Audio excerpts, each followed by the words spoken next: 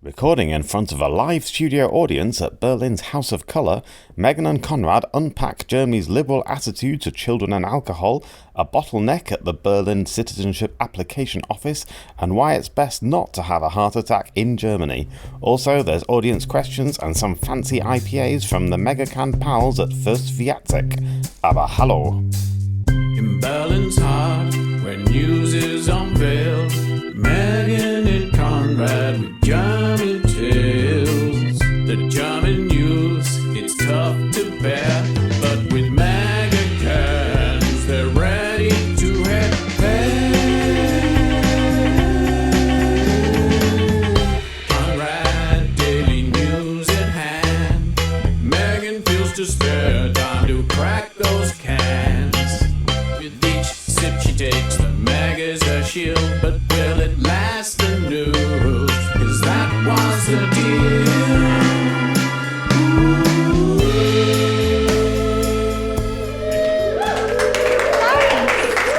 Thanks, everyone.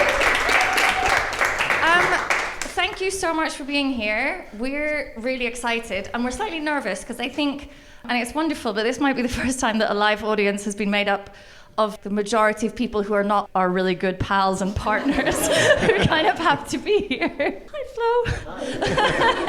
Flo, I do know. It's just us today. We decided we'd give you, we sometimes have guests and often for live shows, but we wanted to kind of give you a very how this actually is, and you've had to wait now to start, so you're Konrad. This is like an intimate gig. Yeah. This Yeah. is sort of like we normally do stadiums, but this is like, It is. It was too exhausting. It was too exhausting, and we wanted to soulless. reconnect with our real fans. So we did try to do a small gig for a change. First of all, thank you again to Dan Stern, who has who also runs Podfest and invited us to come and record at House of Colour, and it's really lovely to be here. What a lovely space. I'm really excited by this idea of run and rave. I was reading about it. That sounds good. But thank you, Dan, who also puts up with us not ever having the technology we need. And being like, oh, can we just... And he's like, do you have your theme tune? And we're like, what? Sorry, what? And I did even less than nothing, because the other thing we're really excited about is a few weeks ago we got an email from a brewery that I know quite well because I live with a craft beer fan. Hello, Misha. And this is Fuerst Wiacek, which is one of the breweries in Berlin, and they were like, finally, the call came through, and someone was like, do you want to have some free cans? And like, honestly, I got the email and I was in school and I almost did that kind of like, I'm out of here, go away with the kids, get out of the way. Yeah, so we're going to have a different type of can today. So we've basically made it now. Now we've got 3 cans. 100%. This is it. This is the big leagues. Yeah. There are Fuerst Wiacek cans now in the fridge to buy if you want to have one later, but we do have some to give out to test if people are interested. I think there might be just about one per group. And obviously we don't have anything like tasting cups or any of that. Well, hopefully you just all know each other and don't mind just pour it into sharing. your hands. Pretend we didn't live through a plague to just do this. Yeah. It's Okay. fine. It'll be fine. What are you going to have? Conrad, I'm going to have a West Coast IPA. Okay, yeah, they've all got funny names. I don't really know. One of them was called Polymer something. What's that? Is that a good one? What's that one called? Psychotic. What's that? I can't see it. Psychotic Safari. Psychosis Safari. Even better. There you go. You have that one. I'll have Psychosis Safari. George is down the back. He is the lovely person who emailed me with the best email I've ever received. And I'm not going to do this for all the beers, but Psychosis Safari just was made yesterday. A new brew. Wow. Okay. I'm very excited. Very okay, special. I'm going to have a West Coast IPA because I like a West Coast IPA. This one is called Action Direct. But hang on. That's what we're all about around here. People and then we can all do the count at the same time. Okay, yeah, good. Who wants one? Who'd like a...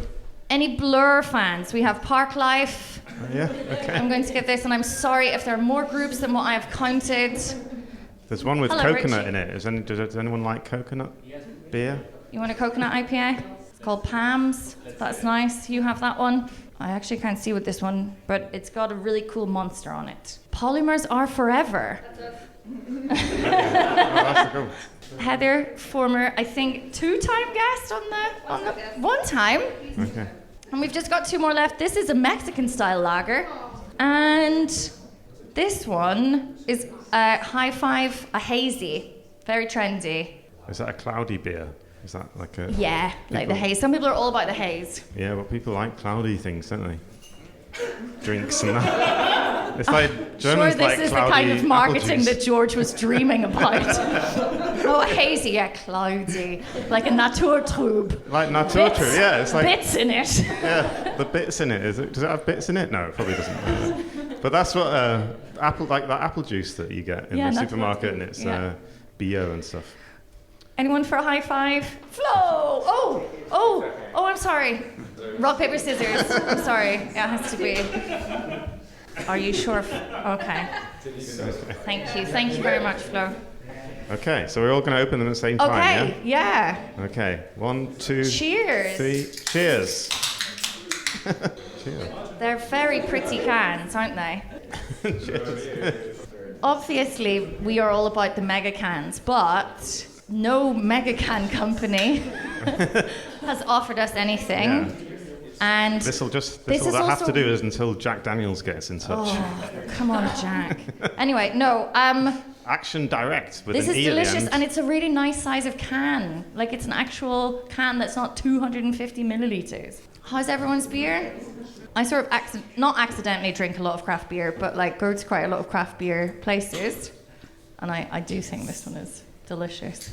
All right, I suppose we better talk about some news. We also want to have like an Ask Us Anything within reason. As a teacher, you just never say ask us anything in a public forum. At the end, so you can think about any questions. WR. AMAWR. But then we'll do that at the end, like questions. But you can always feel free to chip in if you... Yeah, maybe some people have stories about what we're talking about. If you disagree with anything we talk about, or, want to... If something's not clear. So, do you want to hear some news? Well, did we want to talk about current events, i.e. the Olympics? Oh, yeah. Oh, who's been watching the Olympics constantly still? I knew you would be. Misha's raising his hand because he lives in my house. Against his will. I love the Olympics. There you go. No, he's been watching the Olympics against his will.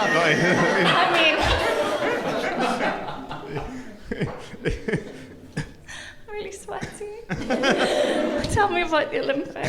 Do you like it's the really Olympics? nice of you to have let him out. Good. Yeah.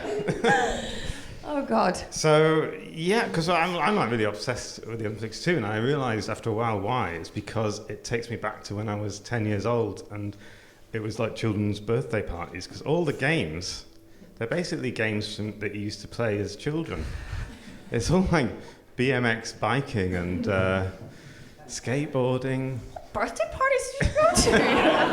And and today I watched one. There was the 10-meter air rifle, the men's 10-meter, and I just thought 10 meters is not far away.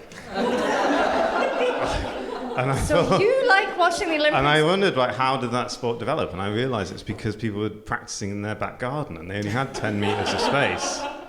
That seems reasonable. And it's I love it. I just love it. Because also, how do you get to that stage where you spend your life doing 10-meter air rifle shooting? I love it because I can shout at the TV and not in rage for once. So it's I don't know, I'm sure a lot of other people do this who've literally never heard of a sport or a swimmer today. There's a Hong Kong swimmer called Siobhan Bernadette Haughey, who is, for anyone Irish, Charles Haughey's grandniece. She's really good. And I didn't know any of this. I turned on the swimming heats, so I was like, Hong Kong? Siobhan Bernadette Haughey, and I was screaming at her. She wins the heat. Then I look it up. I'm like, wow. Yeah. It's so I just think cool. sometimes the people are too old to be doing that thing. BMX biking, they look too big on those bikes. They're 30-year-old men. They're going to break something, and the bike looks really tiny. It's like, I don't know. Anyway, I don't just think we it's can say in Kreuzberg that 30-year-old men shouldn't be riding little bikes. BMXs. They're riding little bikes. It's dangerous. And anyway, I've been Okay. watching that. It's quite good. But now they're all drinking. Yeah, also sorry for scheduling this live podcast when the women's gymnast, I don't want to talk about it. Let's all just not look at it, and we'll all not know. Okay. We probably all know. Okay. I think we all know. Okay. Anyway. So... News? Other news that's not Olympics? Well, yeah, I wanted to get on Good. to the news, because that's what we're here for. Is it? Did you know, because now we're all drinking and everyone in the room is also drinking, there's been a lot of young people don't drink anymore. Have you noticed this? Like a lot of it's going out of fashion, and and there are German influencers such as Toya Diebel, who calls on all her fans to not drink at all, and she says alcohol is just not cool. And Thanks, Toya. and apparently like loads of kids have stopped drinking, and the sales of non-alcoholic beers have gone up and everything. And Karl Lauterbach, and this is the other thing. Germany has some of the most liberal drinking laws in the world. So in Germany, there's a law that says you can drink at the age of 14 as long as you're with your parents. It's called begleitetes Trinken. And that is actually a law. And for 14, because the legal drinking age is 16, but if you're 14... For beer and wine? No, I think anything. No, I think it's 18 for hard liquor. Oh, okay. See? Because That's once, good. about 5 years ago, I got ID'd by a very young man in Kaufland, and it was the best day of my life, because I was buying a bottle of wine, and I was like, you think I'm under 16? And then by the time I'd sort of turned to him, he was like, oh, no, don't worry, you don't need to get out your license, it's fine. It's great. Well, anyway, Karl Lauterbach wants to ban all that. Yeah, good. Karl Lauterbach wants to ruin my Teenage life. drinking, and I just wondered. Okay. I wondered how you felt about accompanied drinking. Do you Accompanied, like with 14. That seems very like French to me, doesn't it? Isn't that all the kind of Like stereotype drinking. we have about the French, that you're sort of given a bit of wine or whatever? I don't know, but like, do we know if Germany is alone in this, or is it? Well, I did do a little bit of research, and Germany does not have the lowest legal drinking age in the world. That is Burkina Faso, where you're allowed to buy alcohol at the age of 13, which is obviously quite young. And some countries don't have any laws at all. So you're allowed to buy it, not just like begleitet. Yeah, you can just buy it, apparently, in Burkina Faso, which is obviously very young. I don't know why that is, but I noticed that, because I wondered if Germany had that, it was special. And I think this principle of accompanied drinking is quite unique in the world. I don't think any other country does that. And anyway, Karl Lauterbach and this influencer and lots of people will want to ban it now and keep the drinking age at 16. And but except, do you know who's against that? The CDU. Oh, yeah, of course. So I was thinking this is Can you probably imagine, though, and let's issue. feel for the children, the grandchildren, actually, of these CDU boomers. Can you imagine if they suddenly take the wine away from you at the table when you have to listen to these people talk about politics at, like, Easter brunch, and they're suddenly like, oh, no, you can't have sex now because of the woke army. So maybe we should be thinking of them. Maybe we should think of them.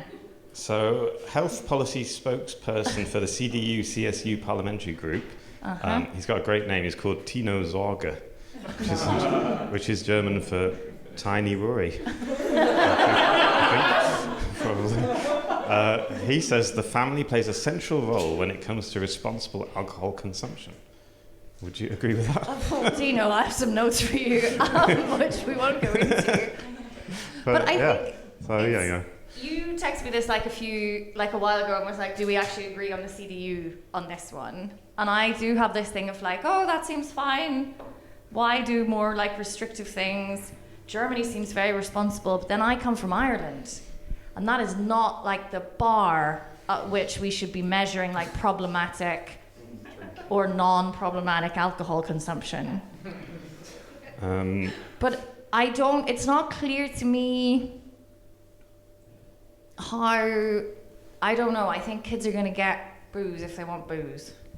I never want to think how much like this, like reducing, but then I don't know. 16 seems...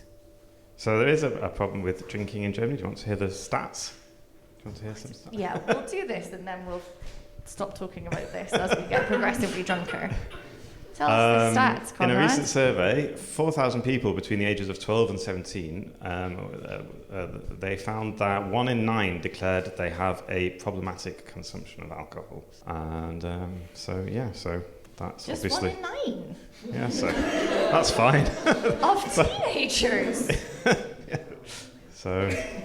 So that's fine, isn't it? Don't need to do that. That's grand. I don't know. I think it's probably good. I don't know. It's the rare thing I don't really have an opinion on. Sorry. Okay. Let's hope we've not got a whole series of these. What else should we talk about? Healthcare. Emergency healthcare. Healthcare. Right. Oh, laughing gas. Oh, yeah. Have you ever taken laughing gas, Megan? I can say yes now because I know what you're about to say. Because that is still legal in Germany, so if you want to take it, do fill your boots, as they say, because that is also going to be banned soon, according to otherwise known as nitrous oxide. I didn't realise that... but where do you get it? You have to steal it from a hospital, basically. That doesn't sound like it's legally available. That's not... Yeah, that bit isn't legal. But I think you can also get it off the top of a cream can. Oh, yes. I think you have a thing. Yeah, but if you buy it on the black market, it's probably been stolen from a hospital, I think. Buying things on the black market, generally illegal, I think. Yeah. But I didn't realise that, because I didn't know what it was, laughing gas, because for ages I thought it was, what makes your voice go higher, and that's helium.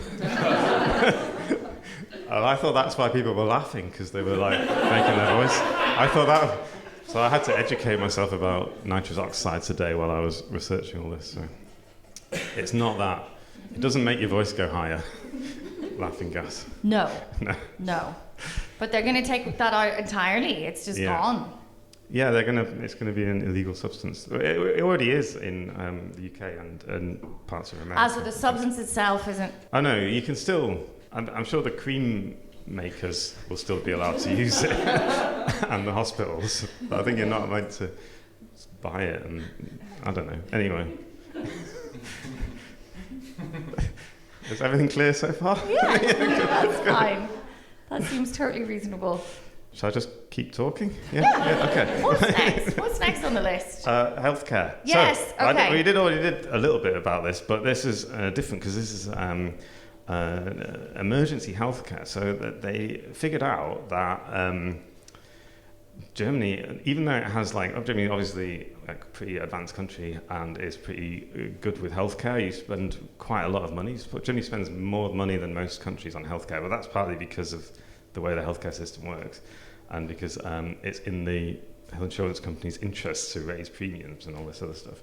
So, but they did a survey. The SWR, the SVR public broadcaster, did an investigation into emergency services in Germany, and they found that only 24 of Germany's 283 emergency service districts could say that they reached a cardiac arrest case within the recommended time, which is 8 minutes. So, what was that percentage?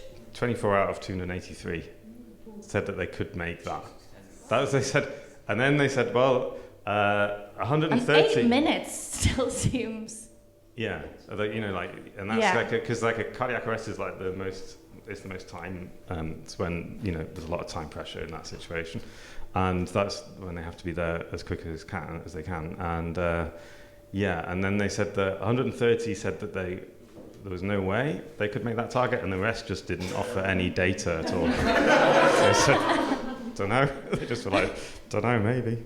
Might. Depends who's on that day. So, according to the SVR, they said that around 10,000 people die in Germany unnecessarily every year because of this, and there is now, and there's a lot of complicated reasons why this might be, and apparently other countries have much better systems for organising their emergency healthcare. Yes. And I don't understand why we don't. So apparently you have in other countries you have different numbers you can call in different situations. So what happens in Germany a lot of the time is you call one number and they send an ambulance out, and a lot of the time the people don't need an ambulance, or they could have come to hospital on their own or something like that. Whereas other countries organise this more efficiently, where they have people on the phone taking the emergency calls, are already sorting people out they ask more standardized questions. And apparently in Germany, so according to Janos Dahmen, health policy spokesman for the Green Party, he says, this starts with the fact that unlike in the UK, Denmark or the US, when someone calls the emergency services, we do not operate, as in Germany, we do not operate a standardized, quality-assured emergency call center, but instead each call taker does what they think is right, so to speak, according to their best judgment. And they just send them around. Just on the vibes. Yeah, basically, yeah. This is so weird, because it's I know in the UK, there's all these posters everywhere, don't go to hospital. There's nothing for you there. Seriously, it's these are all the reasons why you shouldn't go to hospital, but they do have these algorithms which sort out all of these things. Whereas this, you just call someone and they're like, oh, that sounds bad. And of course, if I'm responsible on the phone and I don't have a system to go through and it's based on my judgment, of course I'm gonna fucking send an ambulance. Are you kidding me? Yeah. I'd be with my call center training, I think probably be fine. Can you drive? And someone's screaming on the phone? No. So according to the health ministry, about 30% of cases that end up in hospital emergency rooms don't actually require emergency treatment. And this is also a thing which Karl Lauterbach, we're talking a lot about Karl Lauterbach today, but that's just the way it is. He's nice, isn't he? Yeah, he's got those little dicky bones. He does. And he's not Jens Spahn. So he's also bringing in a reform for this, and this is going to be a really wide-ranging reform to try to streamline all this, and also to bring in standardized services. It's also because of Germany's federal system, and every state has its own way of kind of measuring the times and what standards. You have a different system for measuring time. Bayern's just nah, we're not going to do it. You losers, Freistaat Bayern, we have 64 minutes in the hour. But I do think I know what you mean, from release of, Yeah, well, when they start timing it from is the emergency standards for how quick an ambulance is supposed to be there is different in every state, and that they time it differently as well. Okay. So some people do it from when the ambulance actually sets off, and some from when the emergency call comes in, for example. Anyway, in Denmark, they have sociolances, which is social services and ambulances in one. And they go around preemptively, and they have it's a kind of a different service, and they help with vulnerable people in society, like how the police would patrol. Yeah, well, they go out. They offer a special service for the vulnerable in society, for homeless people, for drug addicts, and other people like that. Nice. And so Germany doesn't have anything like that. So that's one of the ideas that Janos Dahmen of the Green Party would like to see in Germany. And he also had a special thing. He said it had some praise for the UK, where he said that there are special services for mental health emergencies and emergencies in care homes. That's all separate. That's a separate in the UK. Apparently, there's a very concerning to me that this is all going through one number in Germany, and probably like a fax. Yeah, exactly. Yeah. Someone was reading papers, going. It's like a chicka chicka chicka chicka. It kind of comes out of the machine, and something goes. Wait! The next line's got to come through. Okay. So that is happening. Although. So that reform is being brought in, but the HREV, which is the Germany's Association of General Practitioners, are against this idea because they say all this, we don't know who is going to, where we're going to get the personnel for all these different services from and how this is going to be organized. The main point is they're going to bring in extra desks at the certain hospitals who will do triage, decide who's going to need emergency care and not. And the HREV does not is skeptical that this can actually be properly resourced and staffed, and they said it's just going to make things more complicated than it before. And they also said that because they're general practitioners, and say what's going to end up happening is that general practitioners are going to end up picking up the slack in the healthcare system. Yeah, if someone doesn't need to go to hospital but has a medical condition and you are their GP, they'll just say go there. Is that not your? Is that like what? How? I don't know. But I mean, I always understand like a union coming out and being like, no, no, you haven't thought about this. Or this, or this. And did you know Germany are fairly hypochondriac as well? There's actually stats about this. So according, the Germans go and see a doctor 9.8 times per year. They have, and the EU average is 6.7 times a year. So there's quite a lot of people go to the doctors quite often in Germany, and that's why the general practitioners think, this is not a good idea, this has to be organised a bit better. So that's that. Yeah, maybe the services are like too good. Just put them off, go UK style. Yeah. I mean, I love the NHS, obviously, but the way it runs now, you wouldn't go to a... No. If you could possibly avoid going to a hospital. Then you just wouldn't. Okay. Yeah. And that's that. That's that. Any questions? How are your beers? Do you like them? Oh yeah. Yeah. The Good. coconut IPA, is it? Yes, very Yeah. Okay. But it's not a stout, because usually it would be a coconut stout. That sounds good. I'm enjoying my beer, and it's having an effect. I don't know if it's just like the psychosomatic, like I'm talking to you about politics, therefore I must be a bit pissed. But yeah, it's nice. How's your psychosis safari? Oh, it's brilliant. I feel like I'm on holiday. Yeah, it's like they a holiday it's a vibes, holiday in a aren't they? can. This is really good. Okay, more news? Yeah. More news. What's happening or not happening or...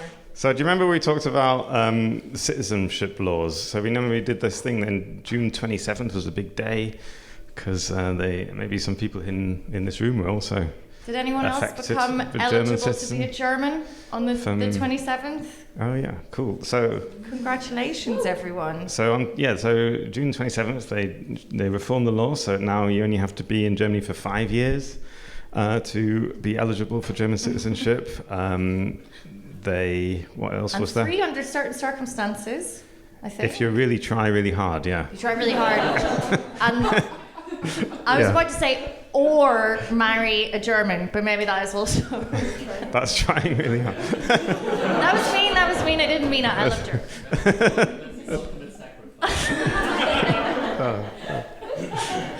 I think that's if you kind of volunteer and help in your local community civic life, or if you run for political office, you do something like that. That's considered if you're Really? contributing to society in some special way, above and beyond.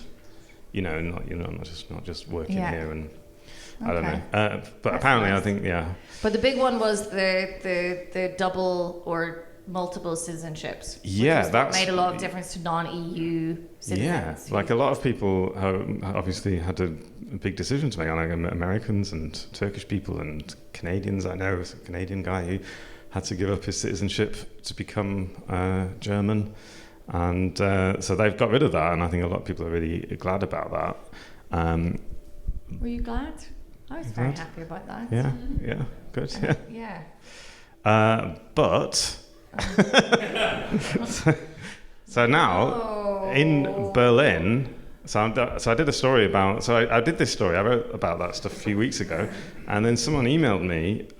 He was an Egyptian, and he said that all the German media is writing all these stories about how great this is, and how especially he was talking about Berlin, because he's from Berlin, and they've like streamlined the system, and they've made it easier to apply now, practically.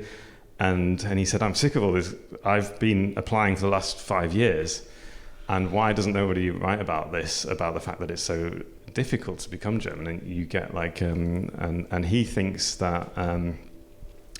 So I did. So I met him, and I met 2 other people who were really angry and frustrated with Berlin bureaucracy, and and it's like. Well, what was interesting about it was that it kind of turned them against the country. Like, these were people who had come here like 10 years ago.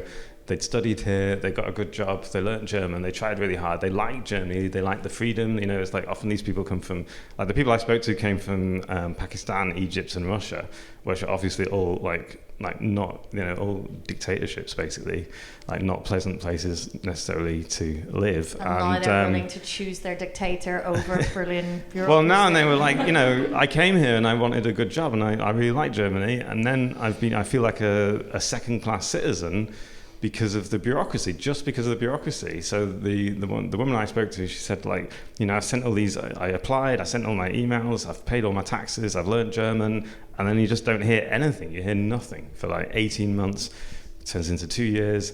And she did start sending faxes. She actually did. She said, guys where it hurts. She was like, well, they're not answering the emails. So she literally she was in Pankow, and she just went through the Pankow website and just found all the fax numbers and sent a fax to every single fax number. How do you send a fax? Like, does anyone know if you had to send a fax? There's an app. You can do it on your phone. I don't think it counts if it comes from an app. They won't read it. That's amazing. So I thought that was kind of interesting, that people are getting really frustrated, and now they're saying, because they had all applied 3 years ago, and they're saying, well, this is great, and because they've like digitalized the whole system now this year in Berlin, and they're saying that all the people that have sent their applications this year are getting advantage because they're getting like fast tracked in, and she and like other people they're still waiting to, so they were kind of pissed off, and then. The people I spoke to, they'd all filed or were thinking of filing something called an Untätigkeitsklage.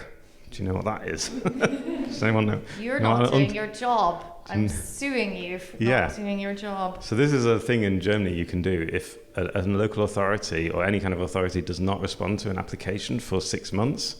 You can file a law. You can take them to court. You file this Untätigkeitsklage, a failure to act lawsuit, essentially. And it costs, in Berlin apparently it costs about €800 plus lawyers' fees to file one of these, so it's quite expensive.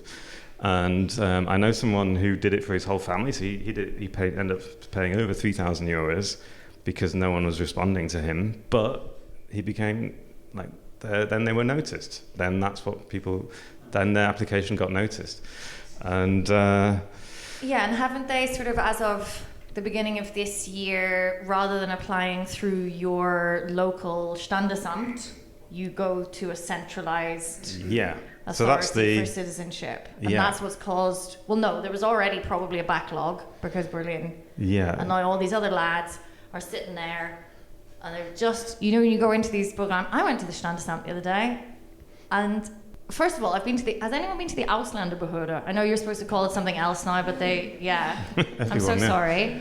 I have been, as an EU citizen, in like a Begleit thing 4 times to go help people out, either with German or with like my ex-partner. Of those 4 times, I am not trying to emigrate to this country, and I have cried 2 of those times. At one point, a woman looked at us from a computer, which looked like was the thing that I played Oregon Trail on, and was like, but this proof of funds is in pounds. How do we possibly know what it is in euros? And I was like, dude, that was like pre-Brexit as well. So there's that and I don't know, like I never walk in there and see a hive of activity. I went to the Standesamt the other day. It was literally, I was the only other person there.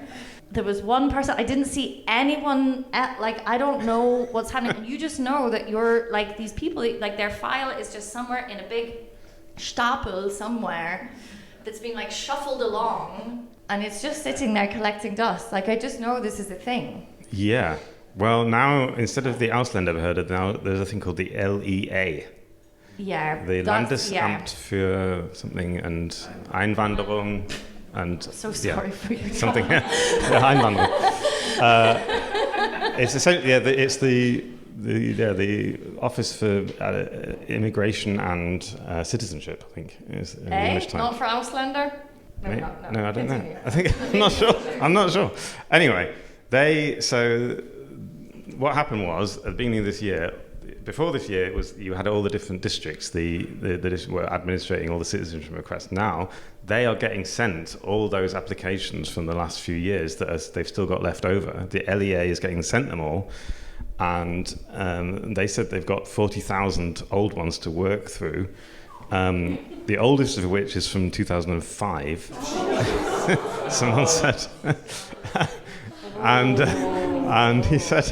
and he said, but we're not working through them chronologically because that might not be fair, because we want to work through them because some of them might not be complete. So it's better to do the complete ones first and then do the old ones. Anyway, that's what the spokesperson said to me. That's not. Oh, fucking. Meanwhile, because of the new How, laws, you have to check all of them to see if they're complete and then start. What are you doing? What? Boys made me feel sick. Well, that's what the LEA spokesperson said to me. And then, and meanwhile, because of the new law and there's more people can apply, they're getting 133 new citizenship applications every day, on average. Good, because we need to vote out Kai Vega, but we need that to happen quicker. So they've got 25,000 already this year, up to mid-July, and the 40,000 to go through. So it looks like these people... There's no one there. They're just rattling, I don't know. Yeah, so I don't know. It's going to be interesting to see how that's going to work out. So they're expecting, but they because they're supposed to have streamlined it now. Now you don't have to go in for an interview. You can do it all online, apparently. So you can do this. It's called a Schnellcheck or something. Yeah. You do that online, and you used to have to go in for an interview. So it's that's actually going to called a quick check in English, okay. Because that's the one time they will speak English is on their own website to sound trendy, and the rest of the time you have to go and get every single thing translated, including your fucking bank statements. Sorry.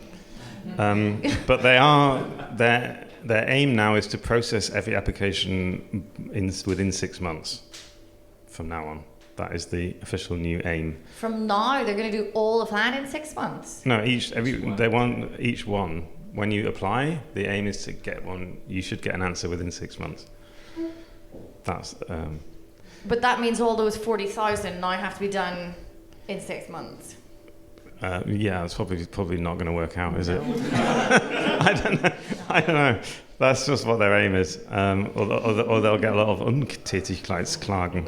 And that's probably now what they will start to wait for, because that is then also this thing that happens in Germany, because the system is bureaucracy, and then because of you can sue someone based on the paragraphs, because everything seems to be legally regulated, and it's just all mad. And meanwhile, people's lives are on hold, and it's I don't know. I was trying to think about this when we knew we were going to talk about what this German bureaucracy thing runs so deep. Yeah. And I don't know. Well, the one guy I spoke to, he said he was really nice, and he said he really appreciates what he called the German character and the way German people. He's from Pakistan, and he said I always wanted to come to Germany because the habits of the German people were always something I could relate to, being on time, saying things in a straightforward way, and being organised. But German bureaucracy is not German at all. He said, in my workplace and everywhere else, I've been blessed with seeing a German punctuality in organisation. But whenever you deal with the bureaucracy, it feels like it comes from a third world country. So yeah. Yeah, and it is true. Like people's lives are on hold. Like, so you can't really, what if you need to you get a different job, or you get promoted, or you lose your job, or you have a baby or something. You have to reapply then if you were waiting for 3 years. So it's all a bit of a nightmare. It's all too much, and I don't know how we're gonna solve this, because I think like it goes deeper than just kind of like a kind of tendency. It's really this thing, like bureaucracy is the thing that anchors the sense of German like security, and if everything is stamped and documented, then things are somehow okay. And it's quite easy to fall into that, because like if you've ever had to like, so the biggest thing that I've had to do with German bureaucracy is as an operative of the state is if you do like Abitur exams here. Did anyone do the Abitur? No one's floated. Sorry. But your teacher's market, which is weird, and their system of ensuring kind of like fairness and parity is locked in bureaucracy. It is all to do with what is protokolliert, like minuted and everything. And if you do written exams, you will have to sit with your other half of your department. And how long did we spend? Three hours? No, it was 4. 4 hours after school, because once you've written, the kids have written the exams, the students have written the exams, and you've marked them, and you've done all of this, and then you have to fill in all of this paperwork, and then you have to take all of the exams in a certain order and paginieren them, which means you number them front and back, every single page, for the whole thing of exams. With a pen. With a pen, and if you're me, I don't trust myself like this lunatic here to just do it with a pen first time, so I have to do it twice, once with pencil, once with pen.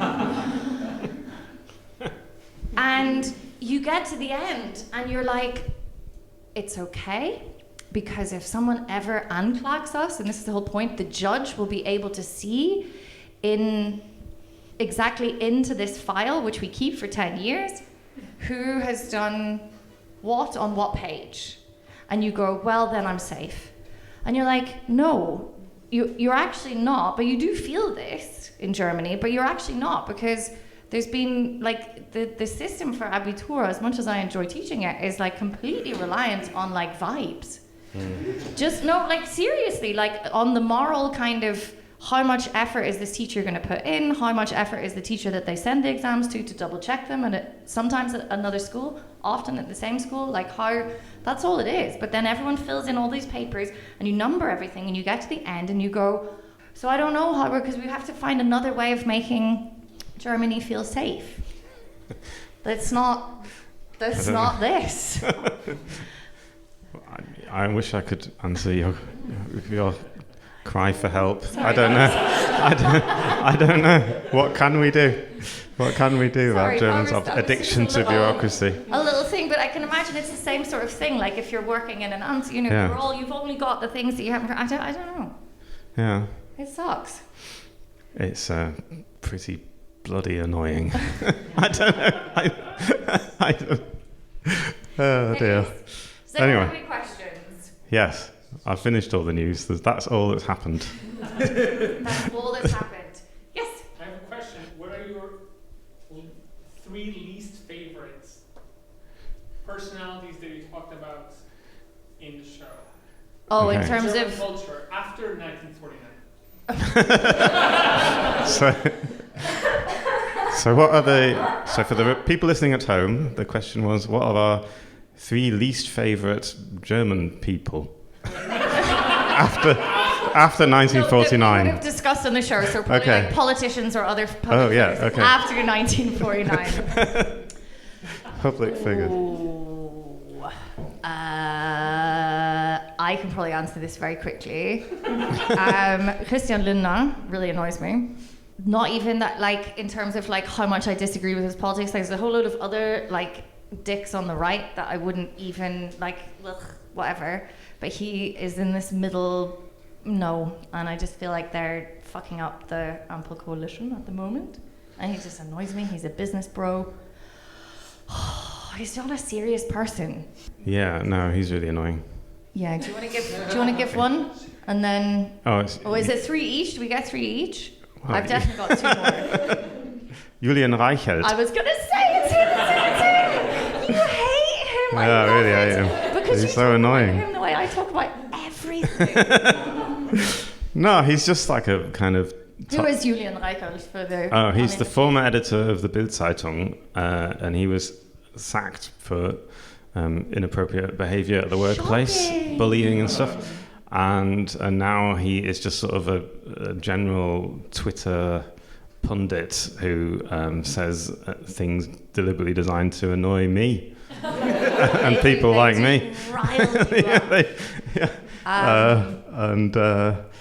He's the one. He kind of, he just sort of says those sort of veiled racist things. Like whenever he gets annoyed when the German football team have like rainbows on their shirts and stuff. He gets annoyed by that. Well, I don't think the thing is, he doesn't really get annoyed, does he?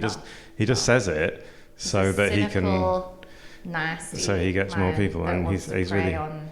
Yeah, he's like a cancer on German society. Who else? I've somehow Sandra Scheres, who was the Berlin Education Secretary during the pandemic. Is she still? No. Okay. Now we've got Katharina Gunther Wunsch, who's having sex with Kai Wegner. Like, she admitted to that. So you can imagine how bad Scheres was. Who handled education during the pandemic. This is probably not like, this is off, but like, oh, God, she was bad. Okay. We used to have to check the Tagesspiegel on a Friday at like 5 p.m. to work out what we were doing. No, that is literally not a joke. That is what we would do. Someone would check the Tagesspiegel, and then they would put it in the teacher WhatsApp about what we were doing the next week. And she just never spoke to her. She never did. Oh. Who's your next one? Oh, yeah. What do you think? It's just Julian Reichelt. Friedrich Merz annoys me. Oh, he's a dick. CDU leader. Yeah. He's annoying. Yeah. Markus Söder. Just all the. I kind of secretly like Markus Söder. Hilarious. Whoever is doing his socials is fucking class. And he's just so he's the one who had like a big what did he have, like a big cake with his face on it or cheese. What was it? It was an Easter egg. An Easter egg, that was it. Oh yeah, it was a massive Easter egg with his face on it at Easter. That was Markus Söder. He's the state premier of Bavaria. Sorry, yeah. I think he's a dangerous man because he does this like me, but like I wouldn't trust him for like 2 seconds. No, he's like a total populist. He just says whatever he thinks people want to hear. Anyway, any other questions? Is that 3? I think that was 4. That's fine. Get a bonus one. Anyone else? Questions? There you go. Silly one, but if you were getting a sponsor, this brewery is amazing, but if you were to make your own mega, what would it be? Oh God. Whoa. If you could make your own mega, what could it be? I've thought about this question long and hard. How much time have we got? We're gonna be here all night. It's also seasonal dependent, because do I sort of sometimes want a hot one that is Glühwein, but with 10%? Yeah, I do. But I don't know how you hold it in your hands because it's hot metal. But it'd be fun. What a thrill. Well, yeah, but you can get Glühwein at the Späti anyway. In the 10% you can. Well, unless you're going to the lads that run the Späti on the Rickardplatz during the Rixdorf Christmas market. That is that's a lot of percentage. Well, you could buy a Kurze like the German alcoholics do, like a little mini, and then just pour it in. Mitschus? Yeah. A Mitschus, yeah. I'm trying to. Summer one. Oh, the summer one. What's your summer Oh one? God, I don't know. It's a really tough question. I wouldn't mind like Pimm's that's 10%. Do you know what I just want? I want the Gordon gin and tonic at 330 fucking milliliters. It was perfect. It was so good. And like everything in life, we have to fuck it up. We have to turn the can purple, which is gross. Don't like purple. And then make it 250 mils, like holding it like a little. I hate it so much. I'd like a White Russian Megacan. You want?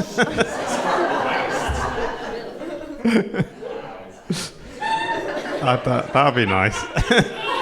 Like like those Starbucks cold coffees. I'd like one of them, but as a White Russian. That's amazing. Yeah. That is amazing. Yeah. God, That'd be nice. that's one of them. It'd be like a Might dessert. be the best thing you've ever said to me. Fucking hell, that would be class. Yeah. You have to have it very cold though, not one for slooping about in your bag. No, straight out of the Späti. Yeah, That would be ideal. yeah. Spätis are like bars now anyway. You can just stay there. They're not really any. Your they're, Späti is. they're indistinguishable from bars. They just have. In Berlin, yes. Yes, that is true. Mine's got deck chairs outside it now. People just sit there all day in a deck chair. You have They look got so a happy. nuts Späti, and it's like always expanding. Every time I go in there, it's like a business. And it's right near the Carnival der Kulturen. And I went in just before that, and they were like really prepared. It was amazing. Okay. Yeah, good. Thank you very much. That was That's a great good question. I really wanted to, yeah. Any other questions? There's one. Not as fun, but do you guys have like a red line at which you would consider leaving Germany? Like if things continue to get bad in certain areas? Well, I am German, so that makes it difficult. But yeah. Yeah, and you're like, this sounds awful, but like in the parlance of people who would possibly come to power, you are like properly German. You know, Yeah. like that's that's really gross and disgusting. We've discussed it, which is really dark. I read the really quite good, it won the Booker Prophet song, the Irish one about like fascism coming into Ireland, and like the whole thing is that just like, no, it's gonna be fine, it's gonna be fine, it's gonna be fine. Like a lot of dystopian literature, I'm like, get out! I don't know exactly what the red line would be. Maybe this is a good thing to think about. Have you, or does anyone else have this is a dark question. Like, should we workshop Have you thought? this? Have people thought about it? Have people thought about leaving Germany? Yeah. I have to power. Yeah. Yeah. Anywhere in power, or just in the federal level? Yeah. Like majority or like the FDP? But I think once people have decided they're going to collaborate with the Well, AfD, no, that's in power, yeah. This is the thing. Like I think you just got to watch what the CDU are doing, and once they say, "Man, this is probably fine," which they have already in certain places, I think. Yeah. No, I would say also if the AfD got into power, I would consider leaving. Yeah, at federal level, even if they were a small part of a coalition. But yeah, We could become exiled. You'd have to come wherever I'm going because you don't want to go through the nightmare of making me record online again because it's horrendous. Okay. But So that means we're we gonna could do move that. to- We have to get people to send us. You know, we'd be trying to get people out, but there's also sending us 10% megas. Yeah. No, I mean, people are already making these decisions in parts of Germany. I mean, I know my neighbors who are like, white Germans, they said they used to live in Leipzig, and they said Sachsen's getting too weird. And they moved to Berlin recently because of that. And I think people are already making those decisions in parts of Germany. Yeah. Yeah. Another question. It's a follow-up. Where would you go? Yeah. The reason I say this is I'm Irish. I moved to the US in 2014, and then I lost my visa and my wife is Korean American, and she was like, I want to get the fuck out of the US because people keep calling me Chinese and thinking that I created the fucking coronavirus. And so she was excited to leave the Jesus US. fucking Christ. And so we moved to Germany, and we were both feeling this sense of like, it's a little better here. And then as the AfD and all these things have been picking up, and obviously there's stuff going on with like calling anybody who is saying anything positive about Palestine anti-Semitic, it's like, this is clearly a fucked up time, but what, as a person who has been forced out of the place that I had moved to live, I don't want to be forced out again. Yeah. And I'm looking at everywhere across the world and all these idyllic places that people say, like New Zealand is going weirdly right wing at the moment, where it was considered one of this like sort of Mecca, and you have this prime minister who was doing really good stuff about gun violence and all that stuff. And I think where I'm curious about it is like, if we are going anywhere, where the fuck are we going? And it does feel a little bit like you have to stay here and fight, which is terrifying, but like, I'm curious, are there good places to go? I don't know. And I think also it's a conversation that is very much also to do with privilege. Like if I get German citizenship, that's like my fourth fucking white English speaking country passport, or like Germany, like not English speaking. But so there's a huge amount of privilege that like plays into it. I obviously have a lot of like white privilege being here and being an English speaker. It matters what your second language is. It matters your level of German fluency.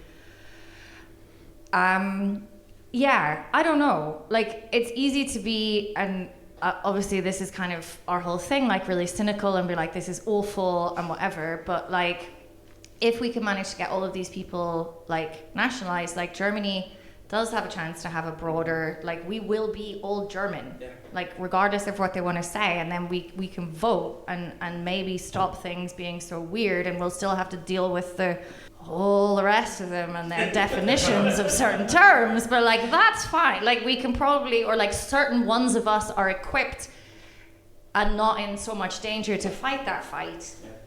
I don't know. I still think Berlin is the best.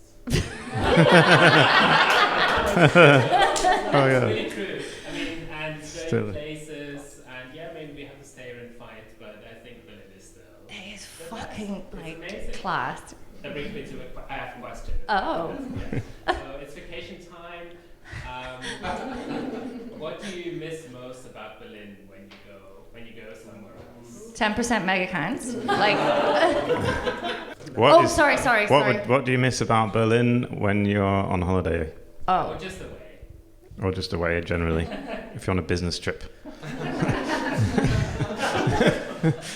If I'm on a business trip, it's called Klassenfahrt, and it's a fucking nightmare.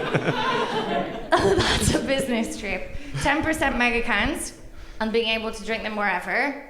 Is it lame to say like public transport? What do you miss? It's great. Yeah. Just like stuff. I know, and we talk a lot of shit about Germany. You can see this was a leading question, actually. I'm trying to like ferment a revolution. Like, it is really cool. Like, I don't know, life in many ways, unless you're trying to, you know, deal with an amped, does kind of work, weirdly. Like, trains come. I mean, I come from the UK, so I don't know. What do you miss? Oh, I mean, I think holidays are overrated anyway. Because it's all that faff. You got to go to the airport and you spend all this money. And you've got to go to fucking BER now. Jesus Christ, that's a reason to stay. And then you go to a place which just has less stuff than... It doesn't have all the stuff in your house. It's just like... I hate that. You have all the stuff in your house because you like a little bit of prepping. I just like being in my house. You do. On my balcony. You do. Your balcony is lovely. I mean, sometimes I vaguely fantasize about telling everyone I've gone on holiday and then just not going anywhere. Just because it'd be... I don't ever do that, but sometimes I think about it. Just because it's nice here. I don't really need to go anywhere. Anyway, yeah. What would I miss? I mean, I miss the whole thing. I like public libraries. I would miss the AGB, the Amerikanische Gedenkbibliothek in Kreuzberg. I love you. That's my favourite place. I go Quite there. close to your house. Yeah, it's very close to my house. Got excellent air conditioning. That's because it's American. You're allowed to. Yeah, that's a good point. Yeah, I never thought of that. And you can bring your coffee. You buy a coffee. You can bring it to your table. You don't have to like drink it in the coffee area. I like that.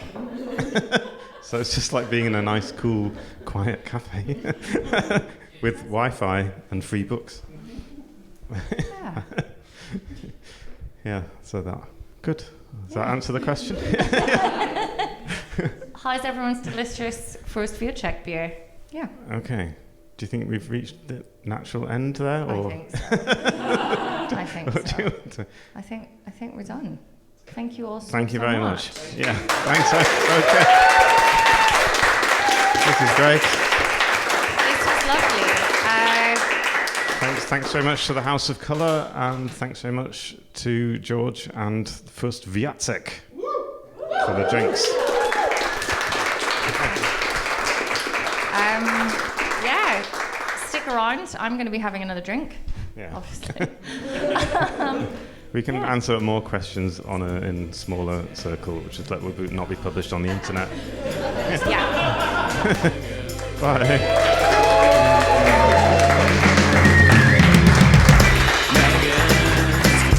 Megacan, German news in English with a cocktail can. The German news, it's quite a test. With Megan's Mega, you're feeling refreshed. Ooh, Megan's Megacan, German news in English with a cocktail can. Deutsche Nachrichten sind düster und schwer. Down the Mega. Defy the fear. Yeah.